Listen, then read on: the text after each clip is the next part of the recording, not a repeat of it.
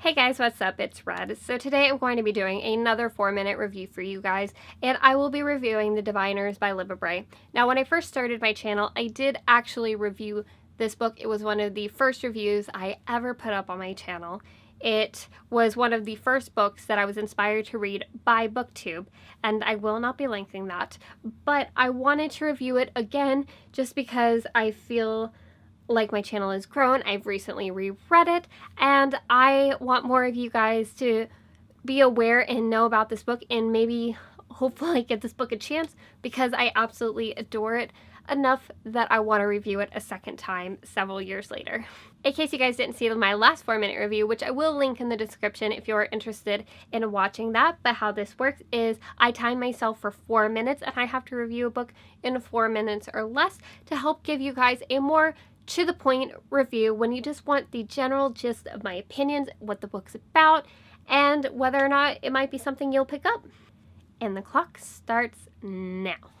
The Diviners by Libba Bray is a little bit difficult to sum up, but essentially it is about a girl named Evie during the 1920s who has this very unique ability where when she touches objects, she can see their history. She also tends to be a little bit wild and a little bit of a party girl, and when this ability gets her into a little bit of trouble in her hometown, to avoid scandal, her parents send her off to live with her bachelor uncle in New York City, which she is thrilled about. She dreams of being famous. She wants to be a flapper. She wants to be part of the nightlife. So she is completely just, she loves this idea. She loves it. Meanwhile, you also get these alternating perspectives. We also meet Memphis. He is a boy living in Harlem. He had the unique ability to heal people, and he's finally trying to adjust after the death of his mother, after losing his ability, and he's also trying to provide for his little brother and keep him out of trouble. You get Theta, who happens to be a Ziegfeld girl. You have a whole sorts of people. And meanwhile, you get Naughty John, our villain, the creepiest, ghostly serial killer person that you will ever read about. He is so interesting, and his scenes are so dark. They're so dark, but so just, they really capture you, and she does not skimp on the details. She absolutely does not skimp on the details, and no one is safe around him. I absolutely adored this book the first time I read it. A lot of people are very put off by the size, but don't be. This book is incredible, and by the time you finish it, you will love it. You will love it. What I love is that it takes place during the 1920s, which is interesting enough. It's a very interesting period to pick. You don't see that a lot in historical fiction. But what I love is that it feels so authentic. You would feel like Libba Bray has actually been to the 20s and lived in the 20s and come back just to write this book. She writes it so well. The dialogue, the fashion, everything feels so 1920s that you forget a modern age woman wrote this novel.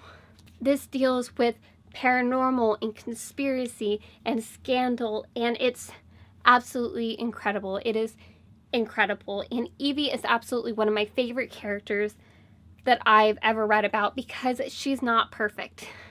She's not. She is selfish. She is vain. She likes to party a little too much. She's always getting into trouble. And I love that Libba Bray makes her a real teenager. She gets into trouble. She's not perfect. She's not the quiet one. And not that there are not real people that have those character traits, but they're very overemphasized in young adult novels. And I like that she was brave enough to write a character that